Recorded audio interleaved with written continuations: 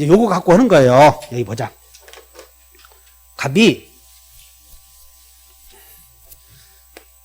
을과 매매한 것처럼 꾸며 가장 매매를 하고, 갑이 가장 매매를 하는 이유는 갑의 채권자의 주로 사례가 나와.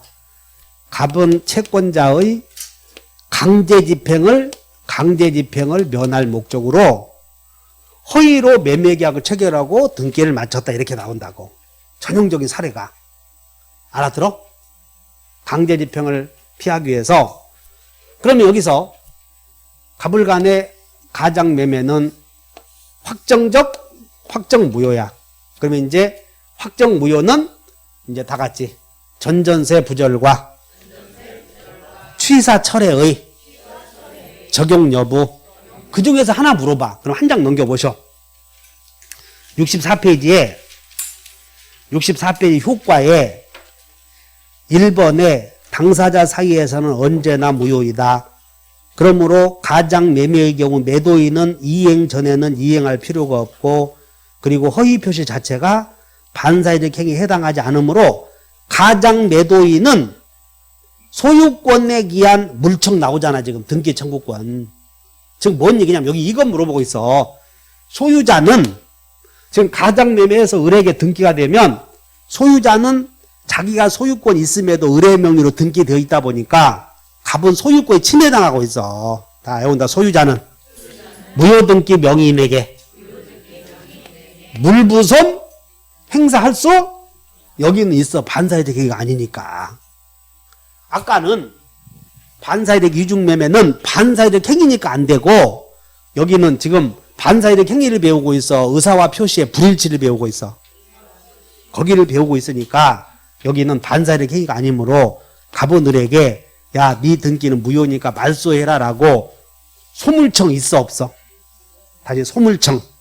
소물청이 뭐요? 소유권에 기한 물권적 청구권 행사할 수 있다는 거예요. 지금 아까 전전세 이렇게 물어보고 2단계로서는 소유자는 침해자에게 물부손 있냐 없냐 물어본다고. 물부손 있냐 없냐. 그래서 지금 책에는 갑은 을에게 등기 말소 할 수 있다고 그랬어 없다고 그랬어? 동그라미 1번에 있다고 그러지 않았어? 그리고 꼭 말소해야 돼. 진정명의 회복을 이유로 이전 등기도 할 수 있어. 아까 방해 제거 방법으로는 말소 등기 청구해야 되지만 꼭 말소 등기 하지 않고 이전 등기 청구해도 된다고 아까 배워왔지 않아서 그 내용이 그대로 쓰여 있잖아 지금. 알아들어요?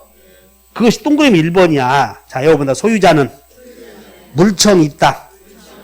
그 다음에 2번.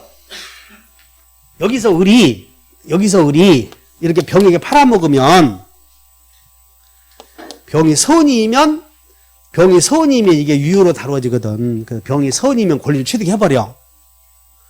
그러면 이제 소유권 이렇게 넘어가다 보니까 갑은 이 사람에게는 이제 소유권이 없어져 버렸다고 둘 다 해서. 그러면 을이 이렇게 팔아먹을 때 매매대금 5억 받았다면 그 부당이득 내놓으시오 해야 돼 안 해야 돼? 그래서 다 외운다. 소유자는 상대방에게 물부손 유무. 그래서 2번 봐. 2번. 가장 매수인이 제3자에게 소유권 이전 등기를 해준 경우에는 가장 매도인은 가장 매수인에게 매매대금 상당의 부자 동그라미 쳐. 부나 또는 불법행위에 기한 무엇을 손. 그러니까 여러분들 책에 나오는 것들은 뭐가 나오냐면 소유자는 침해자에게 물부손 있냐 이게 물어본다고. 이게 다시 외운다. 소유자는 무효등기 명의인에게 물부손 유무 이렇게 물어보고 있어. 기계적으로 이렇게 무효 나오면 공식이야 공식. 알아들었어? 그래서 갑은 을의 명의로 등기가 되어 있을 때는 등기되어 있는 동안에는 갑이 소유자니까 야, 네 등기는 무효인게 말소해 하든가 다시 이렇게 이전해 가든가 할 수 있다는 거예요. 동의하냐고. 그런데 이렇게 팔아먹어 버리면 소유권이 이제 없어져 버려서 선의의 제3자에게 넘어가다 보니까 상대적 무효가 되다 보니까 그럼 이 사람이 소유권 취득했거든. 그럼 이제 갑은 소유권이 없는 상태니까 소물청 없잖아. 그럼 이렇게 팔아먹으면 갑이 을에게 만나면 어따 동상 내가 자네 명의로 등기 좀 해놓으라고 그랬더니 팔아먹었는데 그럼 기분 좋은가? 이렇게 하고 말래. 돈 내놓으라고 할래. 우리 이렇게 받아먹은 돈은 원인 없이 누리는 이득 아니야. 원인 없이. 가분들에게 부당이득 내놓으라고 할 수 있는데 여기 봐. 가장매매 할 때 토지 시가가 1억인데 1억. 팔아먹을 때는 5억 받았어. 그러면 동상 땅값이 1억인 게 나 1억 주고 자네가 4억 먹게 그러냐? 네가 누린 이득이 5억 아니야. 부당이득 다 내놓으라고 할 수 있어. 그런데 문제는 1억짜리를 이렇게 1억짜리를 5억 받았으면 그거 내놓으라고 했지만 8천 받았어. 8천. 그럼 8천 내놓으시면 손해잖아. 그럼 8천 내놓으셔야 돼. 손해가 생긴 1억 내놓으셔야 돼. 그게 불법행위에 의한 손해배상 청구권이라는 거야. 이렇게. 그래서 갑은 무효등기 명의인에게 다 물부손 있다. 이렇게 외워. 지금 그걸 써 내려가는 거예요. 그 다음에 이제 세 번째는 그러면 갑에 이제 갑과 은 사이에 생기는 문제는 여기에 추이 넘은 새로운 행위가 되냐 안 되냐, 절대적 무효냐 아니냐. 자, 여기 갑병간 행위에 대하여 채권자는 사회행위임을 이유로 사회행위임을 이유로 이제 소유자의 채권자가 소유자의 물부손을 대위 행사한다 그러면 O 해야 돼, X 해야 돼. 즉 의뢰명의로 등기가 되어 있을 때에는 A는 나는 갑의 채권자다는 서류를 증빙 서류를 갖추어서 판사님 을명의 등기는 무효인게 말소하고 해주시오 이렇게 할 수 있어. 그러면 갑의 명의로 회복이 돼. 그러면 강제집행한다는 것이야. 그래서 가장 매도인의 채권자는 가장 매도인의 물청을 대위할 수, 그리고 앞으로 대위할 수 있다 해서 거기다 X 안 넣으면 바보 멍청이요. 여러분 대위한다 이런 말에 나왔는데 없다 그러면 제정신이요, 미친놈이요. 그 다음에 동그라미 4번 봐. 통정허위표시도 채권자 취소권의 대상이 된다고 그랬지? 그러니까 여러분들은 자 여기 봐. 책을 써놓은 이유를 잘 몰라. 여러분들은 책을 거기다 썼을 때 당사자 간에 생기는 문제를 다 적어야 되는데 교수들 책을 베끼다 보니까 베끼고 싶은 것만 베낀다고, 아는 것만. 그리고 생기지 않는 다른 문제도 많이 시험에 나오는데 안 써놔 거기다가. 그러니까는 시험이 변형시키면 틀리고 하는 거예요 이게. 그래서 거기서는 뭘 물어봤냐면 소유자의 채권자는 소유자의 가장행위에 대하여 사회행위를 이유로 취소권 행사할 수 있냐 이게 물어봐. 그러니까 무슨 얘기냐면 더 구체적으로 말하면 당사자, 제3자, 채권자, 등장인물이 항상 4명이 나온다는 거야. 무효 나오면. 등장인물이 다 당사자, 제3자, 채권자 이렇게 등장인물이 4명이 나오는데 그 각각을 보호해주는 수단을 물어본다는 것이야.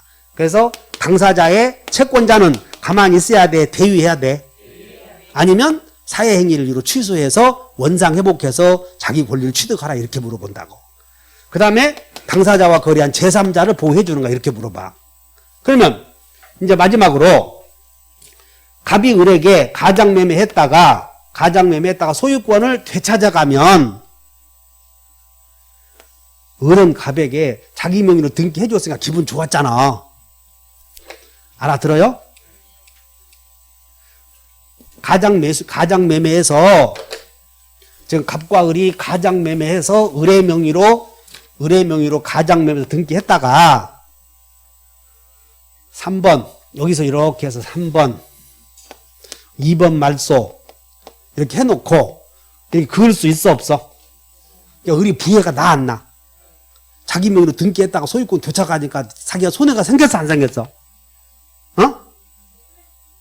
손해가 안 생겼잖아요. 애초부터 권리 변동이 안 일어났으니. 그래서 을은 갑에게 손해배상을 청구할 수 있다 그러면 틀렸다 하라고. 근데 갑은 있었어 없었어? 이 상태에서는 없어, 무효 자체는.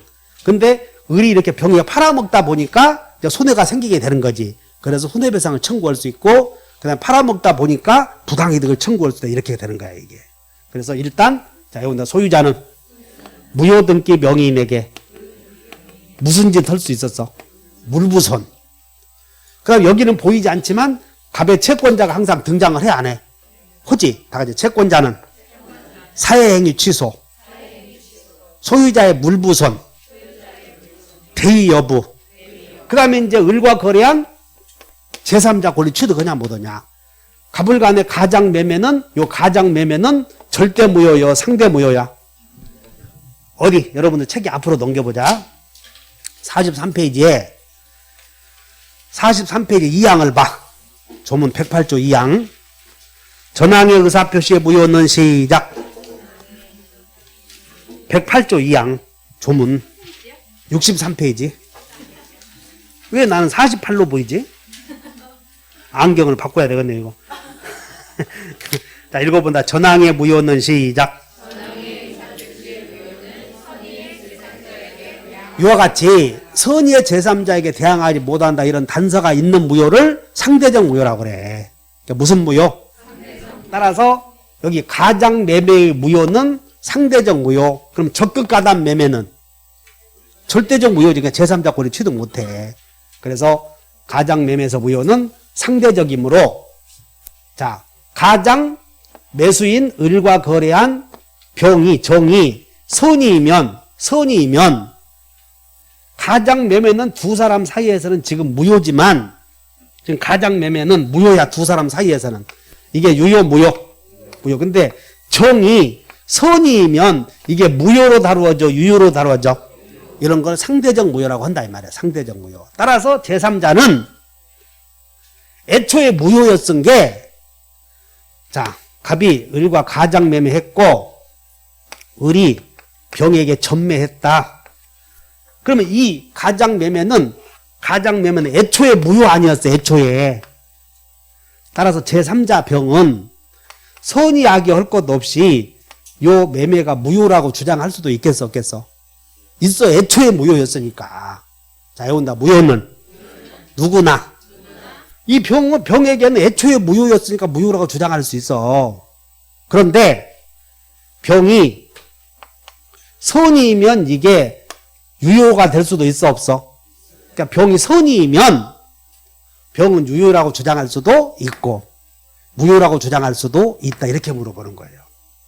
이것을 따르다 제3자에게는 대항하지 못한다.